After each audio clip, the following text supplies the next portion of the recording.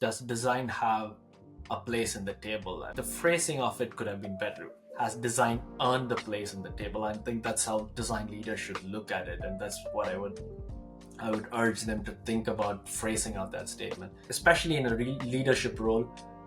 Just being the master of the art or the super skilled at your art of design is not enough. A major in design requires a minor in sales, and you're selling this. You're selling an idea to another team. You're getting everybody to sell together to an executive leadership for a bigger buy. Design's key role is not just the mock-ups or the journeys we produce. It's also about bringing the consensus and bringing teams together to see a common vision and common idea, where there's multiple people speaking different languages, and having that visual eventually ties it all together so everybody sees that vision together. Hi everyone, and welcome to a new episode of Sidon Podcast. I'm Anna, Head of Product Management and Business Analysis at Sidon, and Sidon is a digital product design agency that drives this podcast. Today, I'm thrilled to welcome Brighton Vino Jegarajan, Head of Design at Aviatrix.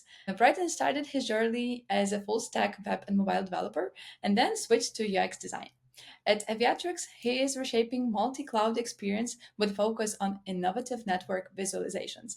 In just a year, Brighton launched Aviatrix Copilot V3, setting new interface standards, and also with collaborating efforts led to Flight Suite, an internal design system fostering cohesion across teams. And this is a topic I'd love to dive deeper a little bit today as well. So nice to have you today and welcome. And good to meet you, and thanks for having me today. Maybe we'll start with a small kind of introduction. So first thing, what book influenced you as product and business vision? That's probably the worst question you could start off, because my friends and everybody who knows me tells me that I don't read as much. um, Let me think about this one. I think recently I picked up this is not a product book or a business book, but I picked up a book called Cheaper by the Dozen. It was Frank and Ernie Gilbert's narration of story of efficiency experts raising 12 kids, set in early 90s. I think what helped me with that is it's a humorous narration of their lives, but the lessons of efficiency and how they organize their things around their everyday life. I think there's some inspiration for design from there. But on a serious note, I think there's two books that I read during my transition of roles, when I first took over design leadership and into leadership roles in different facets. I think the first 90 Days by Michael Watkins, and the other popular one that I picked up that really helped me shape my perspectives of leadership was The Making of a Manager by Julie Shaw. I think those are great books. Yeah. And what product gave you the best experience ever? One of the recent software products that has amazed me is the Arc, the browser by the browser company. I think it's a refreshing take on browser, a product that has been part of everyday life for all of us for like decades. But the way they've reimagined workflows and the process of working with browser, I think that's been really interesting, and I look up to it as one of. It's almost like reinventing a wheel, but they did it really well in some ways. In a good way. Yeah. In physical products, one of my favorite products is the Moleskine notebook. I think the feel of you writing with it is very soothing, and it's a very interesting one. I don't write as much today, but I always carry the Moleskine on me whenever I have to. Nice. Right. And like taking notes, what is your favorite quote? And maybe you have a note of that somewhere. This one is a very recent one. I was at a design conference a couple of weeks ago, and PJ Honori, was currently at Instacart, I believe, who's also in the design system space. He quoted this on a slide, and I said, I'm going to use this somewhere, and I didn't believe it comes soon. He said, a major in design requires a minor in sales. And that was very thought provoking for me. Like, as a designer, you're selling something, you're getting some buy in, you're sharing your ideas, getting a consensus. And a major in design requires a minor in sales. That's very reflective of what we do. Yeah. I'll make sure we tackle about different skills that designers need to have and develop to be good designers. What's the most unusual feedback you've received from a user about one of your products? So, one of our customers, so context here, there was one workflow in our product which we imagined that it's only going to be done for one object at a time. We never had like a bulk action on that. But then one of the customers had to do it to about 100 objects, one after the other. And what they did is they recorded it played a musical audio at the background and sent us a video clipping of it. And we still have that in our archives and laugh about it. But guess what? That feedback, we were able to address it immediately just by the mere nature of how it was delivered to us. So that was not the strangest feedback, but the strangest way in a customer shared their feedback with a musical and a recording of their actions in 2x for a good 3 minutes. Uh, we recollect It's that in our very meetings very often. creative. If you could switch roles with anyone in your company for a day, who would it be and why? I would do it with someone in the field making that sale, having that conversation. Because what's interesting there is that's one direct human touch point in this whole operation. Like we do user interfaces on digital where there is no two humans at the same time. There's one interacting with your software, one designing that software. But at a point of sale, when you're having that conversation, I think there's two humans in place. And it's intriguing piece of user experience outside the product design where the user is a decision maker and eventual user is the user of a product. So that would be interesting to switch roles and learn from that experience. That's very insightful. Actually, like I remember that Amazon asked people to like have play roles in Yeah. customer support role for at least a day, just to feel this experience of having direct contact with customers and hearing the complaints that they provide every day. Invaluable. What's one thing about your job that keeps you excited to tackle your job every day? Every day is a unique one today. We are in a space where we're juggling the left brain and the right brain. You're logically thinking at certain points, you're creatively thinking at some point, and then there's always something to look forward to every day, which sets it apart from a previous day. So never had trouble getting out of bed, and it's exciting to wake up and get to work every day here. Yeah, nice. If you could have a dinner party with an influence figure from world of design, from past or present, who would it be and why?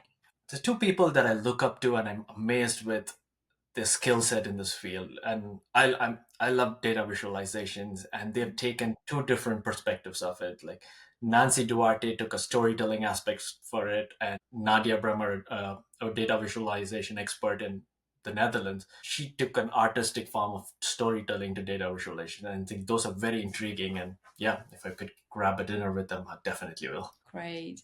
And the last thing, what's the most valuable lesson that you've learned in your career?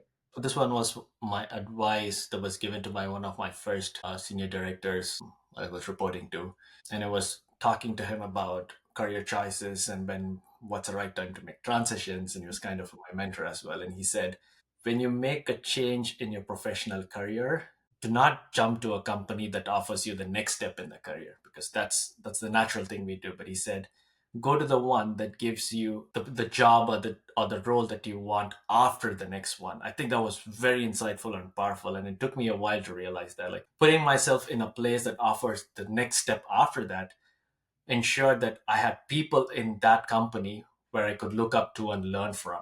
I share that with everybody that talks to me about careers, and I think that's made an impact on my career as well. That's a great insight and great advice, I think, for everyone who seeks to change or to grow. Like, just go outside the comfort zone and seek what's there next. Right. Do you want to tackle? Absolutely. Yeah. All right. Now we can dive into deep, into meat of this conversation, and maybe we can a bit go a step back and discuss your background. You have a background of developer, and now Mhm. you shifted to UX.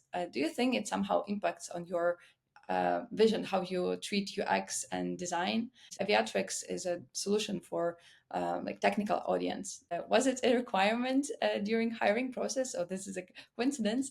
Does it like having this background helps you being a better designer? No, I think it definitely has given me an advantage, and sometimes a significant advantage in terms of working in an engineering heavy organizations that I've been involved so far and interfacing with users who are technically on an average more proficient than a consumer audience that you would typically encounter. And you understand the bounds of possibility and reality. I think that's what the engineering background helps me. Like early in my career as an IC, like typically after design exploration phases, it helps me bring that design into a pragmatic realm of possibility, that I understand what's possible from the system, and it helps me like scale down the design after the exploration phases. Sometimes you know enough to challenge the occasional developer who might want to cop out of building something, especially if that requires more effort. So it gives you an opportunity to work with them more closely and understand their challenges better. Right now, I think as a design leader, it helps me understand the effort to value and as a function of engineering cost. Like it equips me better in discussions and deliberations with engineering leadership. I still might find myself dabbling in code at times and staying in touch with software engineering. And honestly, at the end of the day, I do think it helps you earn that fractionally additional amount of respect that you can gain as a designer from an engineer, and that's true always in most organizations. Yeah.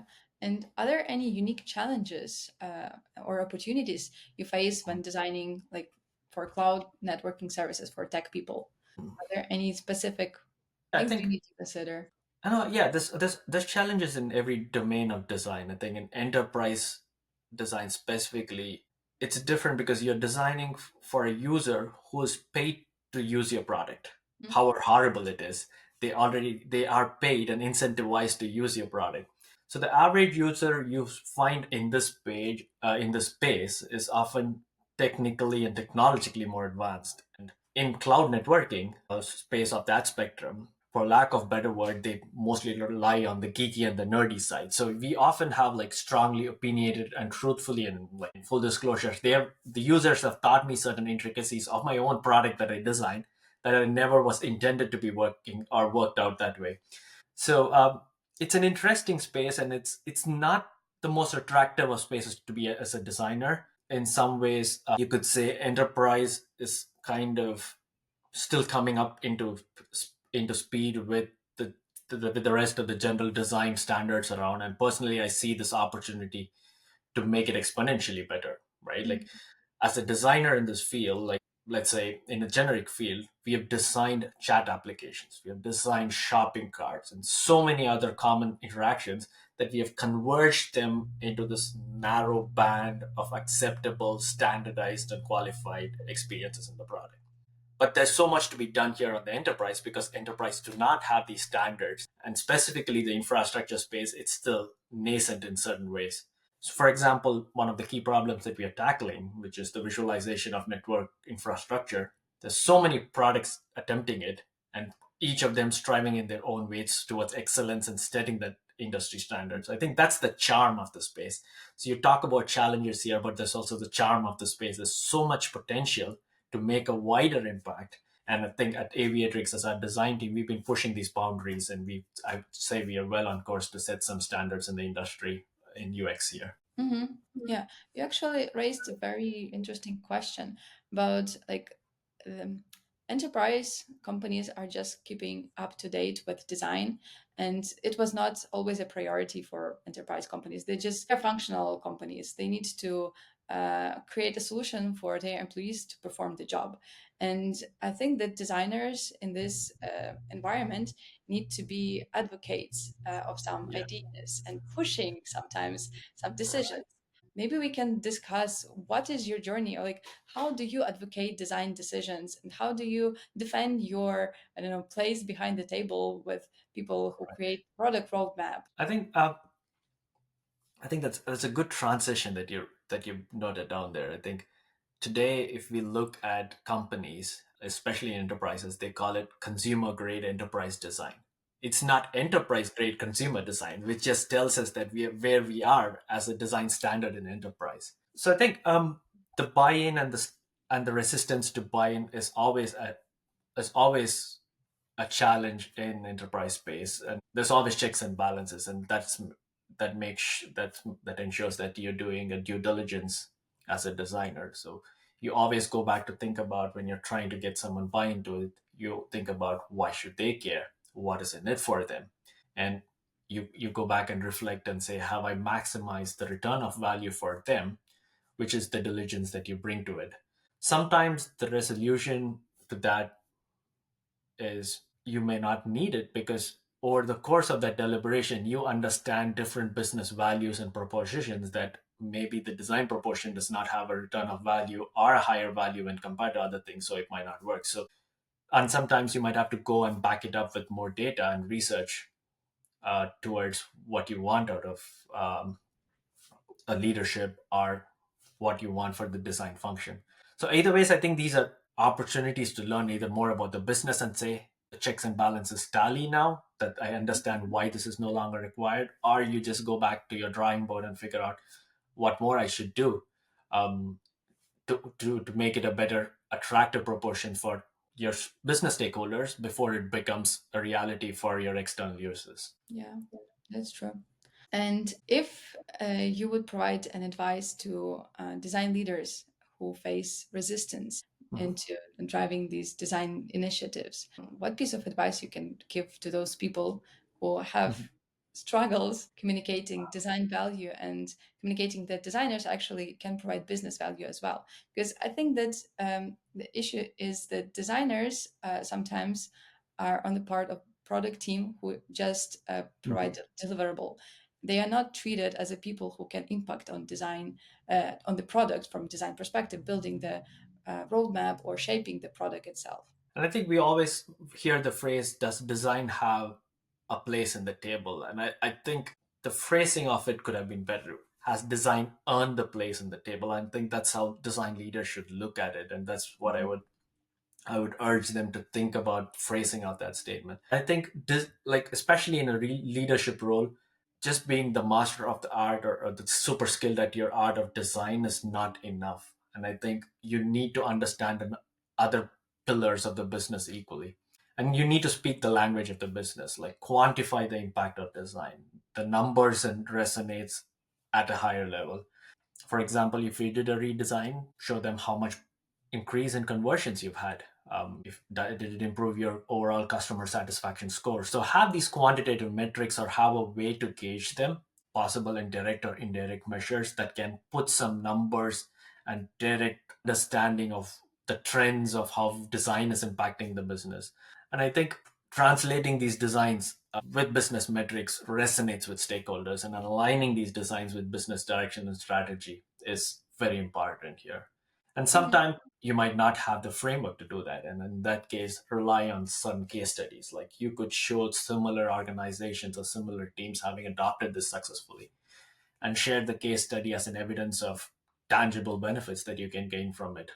I think overall, these two methods, I think what you're trying to build is you're building trust and collaboration here. You're educating them and evangelizing design. It's a cross functional collaboration. And sometimes what has worked for me is get this advocacy from multiple avenues. So let's say you're forming a new idea or a thought, see if your engineering is buying into it, see your product team is buying into it, and then take it up. Because when you take such an initiative up, the likelihood of that idea succeeding is more because more people have bought into that idea, and that gives executives and leadership a little bit more confidence in the due diligence you would have done to get there, and then the team coming together to back your idea. So sometimes gang tackling does help, and it also ensures that you do your diligence towards there. Yeah, I agree. Like we need to build sometimes coalitions with Yes. different groups of stakeholders because everyone has its own interest, and we need to understand having like our stakeholder map. But Yeah. I think that it also creates a pressure on designers because they should not only be providing the design outcome and output, but also be a part of like product manager, understanding metrics, how we move these metrics, how we Yes. can provide in creative way or like ordinary way how we can improve the product, improve the different user metric or business outcome.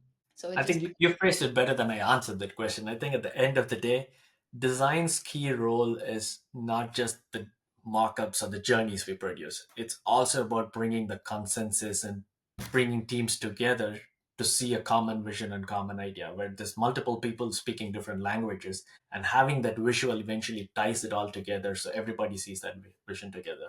Again, I go back to the quote that I mentioned earlier, like a major in design requires a minor in sales, and you're selling this. You're selling an idea to another team. You're getting everybody to sell together to an executive leadership for a bigger buy-in. So yeah. that's day to day of in senior levels of design. But it also creates a challenge how to hire proper people on this position because it means that designer role has augmented during last years. And now, in order to find a person who will drive this initiative, will communicate value, will understand and second all the customer requests or like all user input, process it, communicate it to different stakeholders, negotiate. It requires so much soft skills and training. And I assume that just like goes within experience. You need to be like very experienced in different domains and in different situations. And how to find these people on the market, how Oh, to that's train yeah, them. that is not an easy problem. And even if the market is heavily in favor of hiring, it's still a hard way to judge a skill to that detail during a process. I think what we look for is, I think experience is definitely helpful, especially when you're dealing with senior stakeholders and you're trying to be the interface between a customer and a business executive. So there's a lot of soft skills to be grown, and I think a growth for a junior designer into those actually puts them on a great career path and trajectory. Well, coming back to your specific question around hiring, I think what, and especially at the higher levels of higher or senior levels of design, you're looking for soft skills and collaboration skills. How do they communicate when you get contrasting feedbacks? How do they consolidate these feedback? How are they able to tally them up? How are they able to check the balances of different forces that are acting on it? But at the end, you're the only stakeholder having the users at heart and key to your product. So it's a lot of soft skill. It's hard to judge in a hiring scenario within the short time you have. But I think there are tools and conversations that kind of elicit and give you a sense of that. And I think at the end of the day, I think if you're open to it, if you're humble as a designer, I think humility is a key trait, and I think you're bound to succeed at some point in time with Mhm. experience. At your company, do you have some specific hiring procedures in order to test these soft skills? One of the things that we realized in the last couple of years is when you're hiring in a domain like this, it's very hard to find a talent with which matches the domain, and I think that's at times not required because that has the cons of not making your team diverse enough.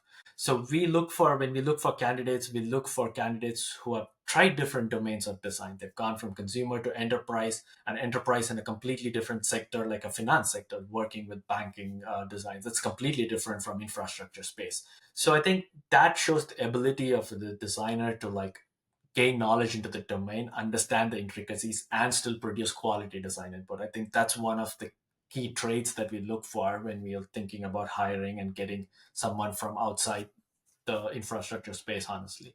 In terms of tools to identify the soft skills, I think that we do have certain interview rounds that's focused on like a whiteboard exercise where we care less about the visual design but more about try and understand the conversation. We have members of our design team wearing the hats of product manager, user, and it's like a panel interview on a whiteboard where we kind of like have almost like an open critique session on the design, kind of brainstorm. And it's less of an interview, it's more of like condense our one design process into 1 hour as much as we could and see how they react and respond and how they think about whether we understand the way they think about and how much is it closer to our process and how much does it relate to how we want our design team to evolve and our domain to and how they bring in their understanding of other domains into solving the problem. So I think there are definitely tools that will help us make a more informed decision in the limited time that we have.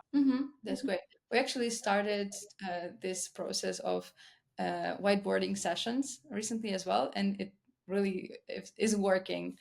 Provides really good results, and like you can see the person in their environment and in um, with a lot of uncertainty, and they just Yeah. like you see them how they work, how they speak. It's really a good process. Yeah, the goal of the session was never to find like, oh, the best solution for this problem possible. It's more about understanding how they think, how they Yeah. react to different forces, and how they consolidate everything into a final direction. So Hmm.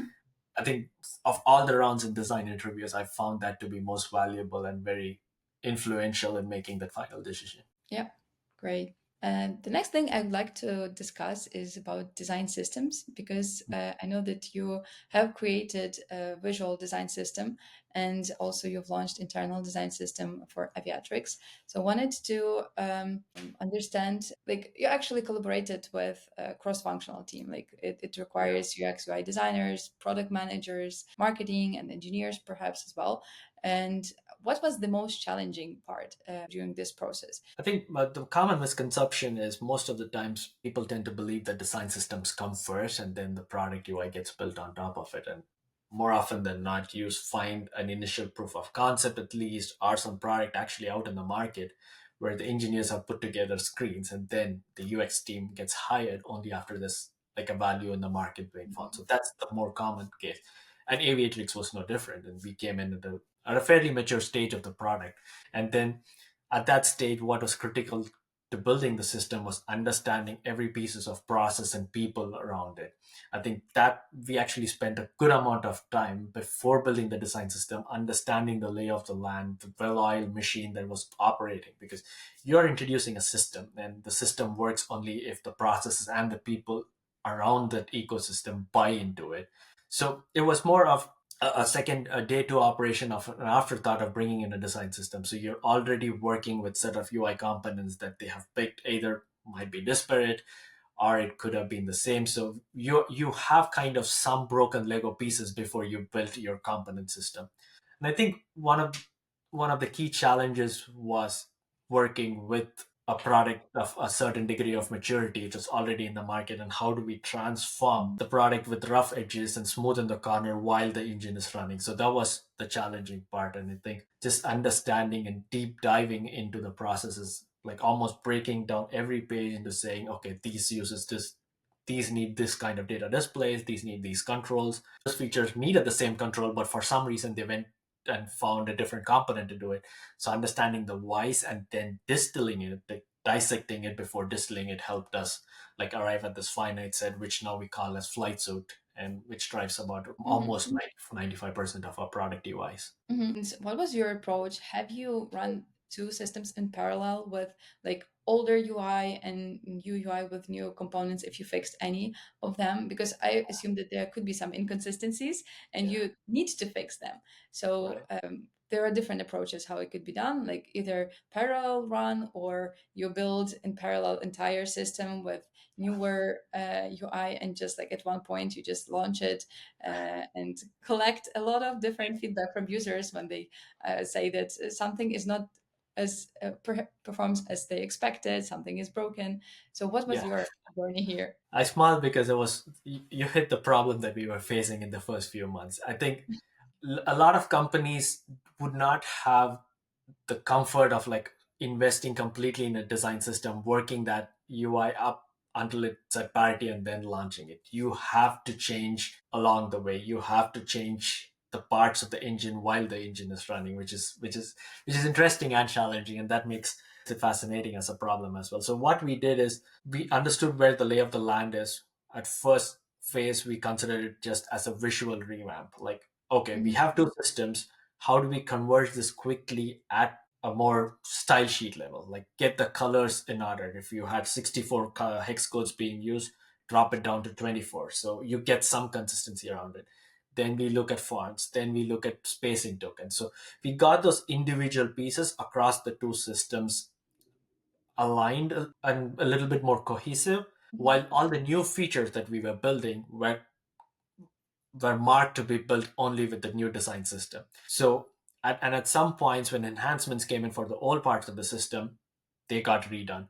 So it's like fix the visual pieces first, then fix the interaction pieces. Then you get to a certain level of consistency while you're building the new pieces completely on the new system. And then you somewhere in the meantime you'll find that you're about 80%, and the rest of the 20% is okay. Just bite the bullet and do it and migrate it to the new system.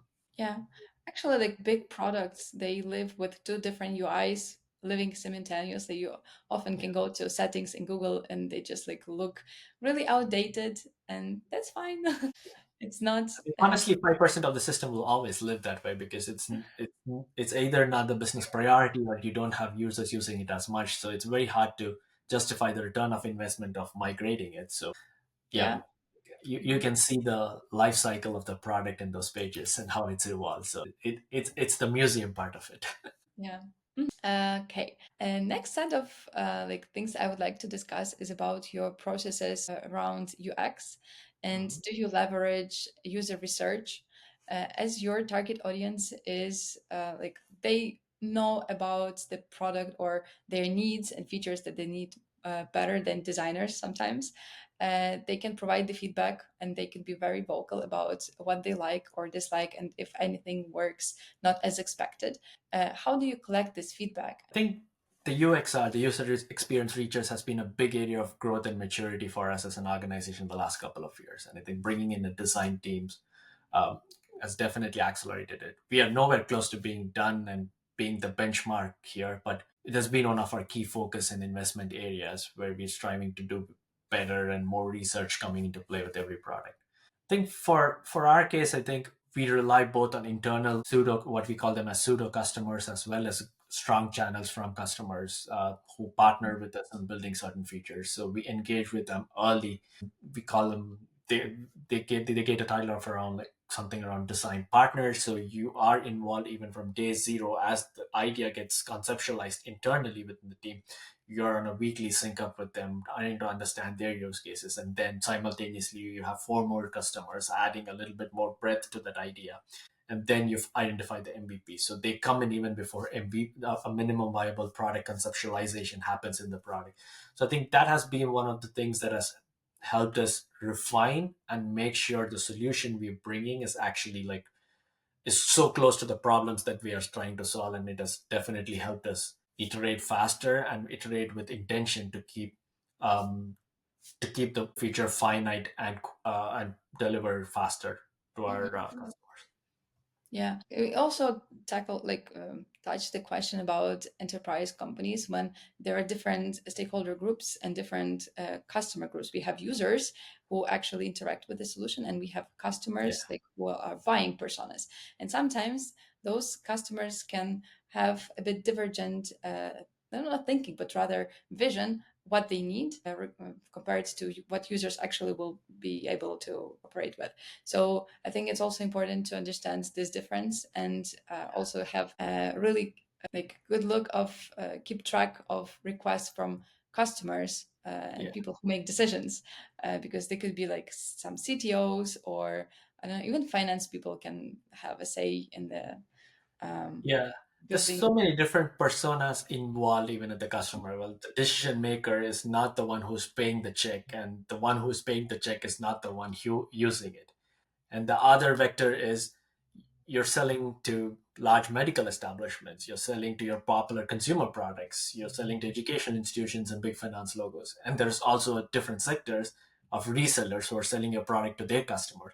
Everywhere the requirements around a singular feature are diverse enough that we need to analyze at different sectors, break them down, and then distill into a finite solution that caters for multiple other sectors, because there's no one solution fits all, but you're trying to find that common denominator that helps multiple sectors with that singular feature. And research, again, like you pointed out, is the core pillar and the key pillar here to success. Hmm. Yeah.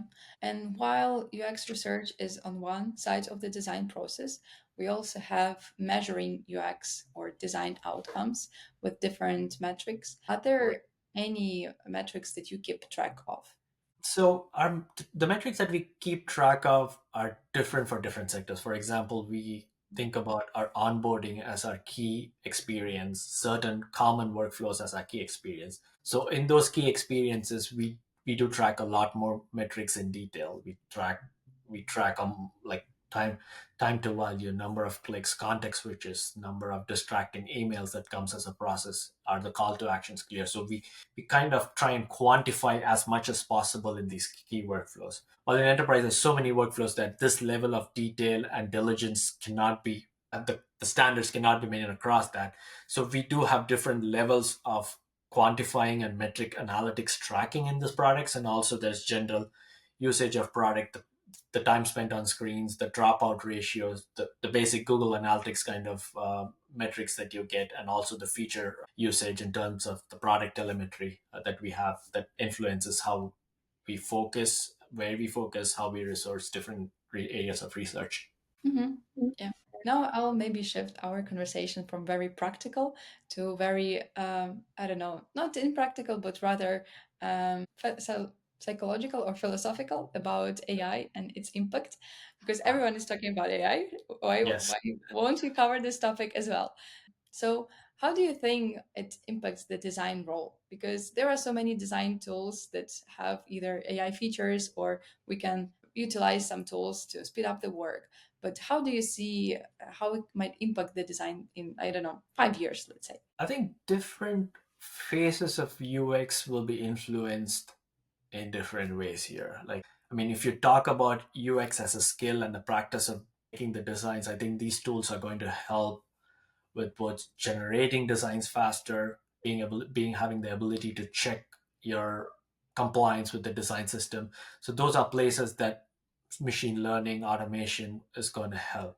In terms of product direction, how product experience are going to be influenced, I think the large language models have inevitably made that single text box interaction with LLM models for support or help almost like table stakes in every product. Every product now has an AI bot in it that you can ask questions that helps you answer. So those have become like table stakes. And as a UX person, you're thinking about that feature and how a presence of an assistant inside the product helps with the workflows and how do you contextualize it. I think one of the key thoughts that comes to mind is this journey towards AI is different but also similar at the same time. When SQL was introduced in the industry, when a language was put to querying databases to get results, people had an impression that yes, most users can write SQL queries to get outputs and it does not require an interface. Like, that became a simpler language.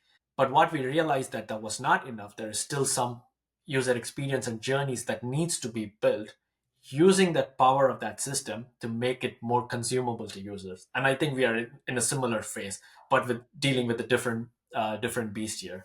So I think AI is great at like bringing in large amount of information, but most of it is still going to require a human in the loop. You will still need a human to own the decision, especially in critical system. And AI is going to probably help you recommend, and it's going to bring surface the relevant information faster. But there will still be a human to make sense of the presentation of the information. And in certain times, those critical information that has to be responded to quicker, like in a medical setting, you're getting a lot of data from multiple medical system, crunching the data, but still a human in the loop makes the call. So presentation of information, carrying the context and making sure what you understand from user research and insights, that right context is being passed into the AI system. And how do you present and gain that human in the loop without much friction to the system? I think those are three areas where UX will still be very relevant and will play a key role in shaping this AI systems to be more accessible and useful while taking the harnessing the power of efficiency and processing a lot of data into something that's closer to solving user problems. Hmm. Yeah. So it doesn't mean that all solutions will be the same, like as a chatbot, just answering the questions, but we still will have a lot of work to create user experience and to have this interface to connect with powerful machine on the backside, Yeah. on the background. How do you think designers can keep up to date with all AI changes? Because I think that it just impacts the how we will design interfaces as well. Mhm. It's not only about this one window, but Mhm. entire interaction can be different. Like everything will be more automated, Yeah. less user clicks, less user input, but still there will be this communication with the system. How do you think designers can, like, do we need to learn all those AI capabilities as well? Do you have any recommendation how we can stay updated with all this crazy pace? I think since this is a nascent field and it's evolving as we speak, I think there's a lot of unknowns to it. And I personally don't know the right way and how it's or what would be a strong advice for it. But what I feel is You don't need to be as proficient as the ones who are building those AI models, but you do need to understand the bounds and capabilities of the system. Because when you're expressing an interaction and you're building trust in a user, I think with AI models and these machine learning, the element of trust and confidence in the system is a reflection of how much it's going to be useful and how much the users will trust and use the system at the end of the day. So how do we build that transition? And as designers, you need to understand the bounds and scope. You need to understand what it's good at, what it's capable at, and translate that into right presentation with the right affordances to build the trust. So there's some elements of those in place for a designer that they have to actively think about while learning how the system evolves and how that is going to be relevant to the sector of the industry that they're operating in. Hmm. Yeah, because some of my colleagues are trying to add like learning AI tools to their PDP because Mhm. they just want to understand how it works and how like what patterns we can reuse, what are capabilities of the system. Yeah. Because more and more we will rely on open AI capabilities rather than like creating some functionality with a lot of UI. Maybe you can provide some recommendations or practical advice to people working on similar position as you are on how to design, how to be a good leader, how to inspire and lead the team, and how to drive design changes in a product, regardless of the if it's technical or consumer. Yeah, I think it's become imperative in this market to make sure you are utilizing your resources in the most optimal and efficient way. As a company, you're making sure that you're focused on the problem, you're aligning on the MVP of the product early, you're iterating faster and providing value at every stage to the customer. And at the customer or someone using the product, there's higher bar on efficiency you have to operate and the ability to like go to a resolution faster.